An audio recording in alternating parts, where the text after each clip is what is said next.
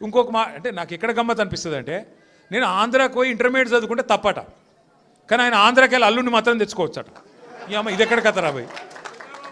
అందుకే ఇక ఆయన పేరు ఏం పెట్టినట్టుగా నేను ఇట్లా లాభం లేదని చెప్పి మనోని పేరుగా అల్లుడు భీమవరం కదా, అందుకే ఈయన చిట్టినాయుడు పేరు కూడా భీమవరం బుల్లోడు అని పెడితే అయిపోతుంది. ఓకే వెలుగు భీమవరం బుల్లోడు మనకు నీతులు చెప్తున్నాడు.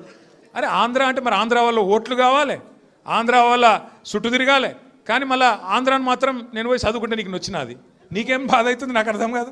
ఇంకొక మాట నాకు అర్థమే కాదు. ఇప్పుడు ఇక్కడ ఉన్నారు మీరు, ఇంతమంది ఉన్నారు, చాలామంది పిల్లలు మన హైదరాబాద్కి వెళ్ళి మన తెలుగు రాష్ట్రాలకు వెళ్ళి చాలామంది చదువు కోసమో ఉద్యోగం కోసమో వేరే దేశాలకు పోతారు. అమెరికా పోతారు, లండన్ పోతారు, ఆస్ట్రేలియా పోతారు, ఇంకొక ఆడికి పోతారు. ఆ దేశాలలో ఇళ్ళలో నౌకర్లు ఉండరు కదా, ఆ దేశాలలో ఏం చేయాలి? మనది మనమే పని చేసుకోవాలి, మన బట్టలు మనమే ఉతుక్కోవాలి, మన వంట మనమే వాడుకోవాలి, మన టాయిలెట్ మనమే క్లీన్ చేసుకోవాలి. ఈ పిచ్చోనికా ఏం తెలియదు, చదువుకున్న బాపత అయితేనేమో తెలుస్తుండే. ఇక మాట్లాడతాడు ఏమంటాడు, వీడు ఇప్పటికీ అమెరికాలో బాత్రూమ్లు కడుగుతూనే అంటాడు నన్ను. అరే అమెరికాలో నా బాత్రూమ్ నేను కడుక్కున్నా, నీకేమో వచ్చిందిరా బాయ్, నాకు అర్థం కాదు. అమెరికాలో ఎవరిది వాళ్ళు చూసుకుంటారు, పని చేసుకుంటే కూడా తప్పేనా?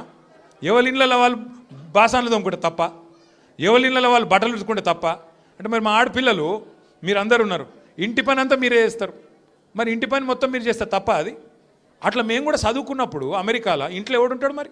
ఎవరి పనాలు చేసుకోవాలి, ఎవరి గిన్నెలాలు దోముకోవాలి, ఎవరి బట్టలాలు ఉతుక్కోవాలి, ఎవరి టాయిలెట్లు క్లీన్ చేసుకోవాలి, తప్పేమున్నది దానిలో? దాన్ని పట్టుకొని టాయిలెట్లు క్లీన్ చేసేటోడు నీ లెక్క సంచులు మోయలే, నీ లెక్క దొంగ పనులు అయితే నేను చేయలే. ఇంకొక